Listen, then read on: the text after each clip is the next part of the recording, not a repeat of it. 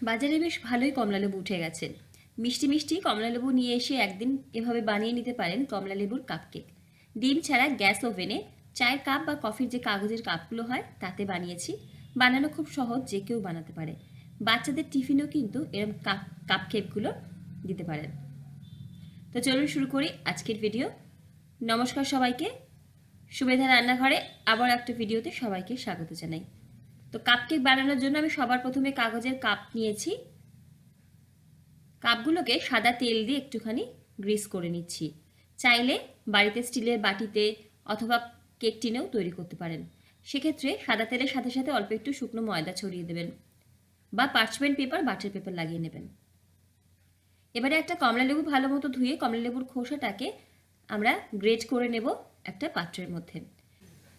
খেয়াল রাখতে হবে যেন খোসার সাদা অংশটা না চলে যায়, সেক্ষেত্রে তেতো হয়ে যাবে কেকটা। শুধু অরেঞ্জ অংশটাকে নেব। সেই কমলালেবুটাকেই রস বার করে রেখে দেবো। যদি খুব বেশি রস হয় একটা কমলালেবুতেই হবে, আর যদি ছোট হয় সেক্ষেত্রে দুটো কমলালেবুর রস লাগবে। এবারে অরেঞ্জ জুসটা যে বার করলাম সেই বাটির মধ্যে নিয়ে নিচ্ছি হাফ কাপ পরিমাণে চিনি। বাড়িতে যে নর্মাল চিনি আমরা ব্যবহার করি মিক্সি জারে নিয়ে সেটাকে গুঁড়ো করে নিয়েছি। আর তার সাথে এখানে দিয়ে দেবো আমি 1/4 কাপ পরিমাণে সাদা তেল। আমি এখানে রিফাইন্ড অয়েল বা সয়াবিন অয়েল নিয়েছি। তিল তেল অথবা সর্ষের তেল ব্যবহার কিন্তু করিনি। কোনো রকম সেন্ট আছে সেরকম তেল ব্যবহার করলে হবে না। গলানো মাখন ব্যবহার করতে পারেন, টেস্ট অবশ্যই আরও ভালো হবে। তো এখানে তেল আর চিনিটাকে প্রথমে ভালো মতো মিক্স করে নিচ্ছি। তারপর এর মধ্যেই দিয়ে দেবো আমি 1/4 কাপ পরিমাণে উষ্ণ দুধ। কেকে ব্যবহার করা সব জিনিসই উষ্ণ বা নর্মাল তাপমাত্রায় ব্যবহার করব। ঠান্ডা বা ফ্রিজে রাখা না হয়। অনেক সময় কমলালেবু আমরা ফ্রিজে এনে রেখে দিই, সেক্ষেত্রে কমলালেবুটাকে কিন্তু 3 থেকে 4 ঘন্টা আগে একটু জলে ভিজিয়ে রেখে দেবেন, যাতে নর্মাল তাপমাত্রায় চলে আসে। তো সমস্ত কিছুকে ভালো মতো মিক্স করে এই বাটিটার ওপরে একটা চালনি রাখলাম। তার মধ্যে 1 কাপ পরিমাণে ময়দা নিচ্ছি, 1 চা চামচ নিচ্ছি বেকিং পাউডার। যেহেতু ডিম ছাড়া তৈরি করছি, 1/2 চা চামচ বেকিং সোডা। যদি ডিম দেন বেকিং সোডা দিতে হবে না। গুঁড়ো দুধ বাড়িতে যেটা আমরা সাধারণত চায়ের জন্য ব্যবহার করি সেটা দিচ্ছি বেশ উঁচু উঁচু 2 চা চামচ বা 2 টেবিল চামচ বলতে পারেন। এগলেস কেককে মিল্ক পাউডার ব্যবহার করলে কেকের স্বাদটা অনেক ভালো হয়। 1 চিমটি এখানে নুন দিচ্ছি। শুকনো উপকরণগুলো ভালো মতো চেলে নেব, তাহলে আমাদের ব্যাটারটা লাম্প ফ্রি বা খুব স্মুথ তৈরি হবে, কোনো দলা থাকবে না।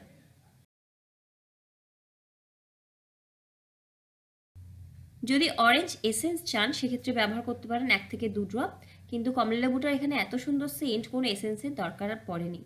ভালো মতো সমস্ত কিছুকে মিক্স করে নেব। আর প্রয়োজন মতো এখানে কমলালেবুর রস দিয়ে দেবো। ঠিক প্রয়োজন মতো বললে ভুল হবে, যতটা কমলালেবুর রস নিয়েছিলাম একটা গোটা কমলালেবুর রসই কিন্তু এখানে লাগবে। বেশ স্মুথ একটা ব্যাটার তৈরি করব, খানিকটা রিবনের মতো। তো বাকি রসটাও কিন্তু আমি এখানে দিয়ে দেবো। তবে যদি মনে হয় অনেকটা রস সেক্ষেত্রে বাকিটা রেখে দিতে পারেন, অথবা লিকুইড দুধের পরিমাণটা একটু কম করে দিতে পারেন। ব্যাটারটা ভালো মতো রেডি করে সব শেষে আমি কালারের জন্য 1 ড্রপ ইয়েলো কালার আর একটু রেড কালার দিচ্ছি, যাতে একটু অরেঞ্জ কালার আসে। তবে আপনারা বাড়িতে তৈরি করলে কোনো রকম কালার ব্যবহার করবেন না, কালারের সাথে স্বাদের তো কোনো সম্পর্ক নেই। আমি যেহেতু ভিডিও করছি, দেখতে ভালো লাগার জন্য একটু কালার ব্যবহার করছি। কালারটাকে ভালো মতো মিক্স করে নেব। সব শেষে 1 চা চামচ দেবো ভিনিগার। ভিনিগার দিলে কেকটা অনেক বেশি সফট হয়। ভিনিগার যদি না থাকে সেক্ষেত্রে আর দেওয়ার দরকার নেই। তো ভিনিগারটা দিয়ে সঙ্গে সঙ্গে কিন্তু আমাদের কেক ব্যাটারটা হালকা হাতে একটু মিক্স করে নিতে হবে।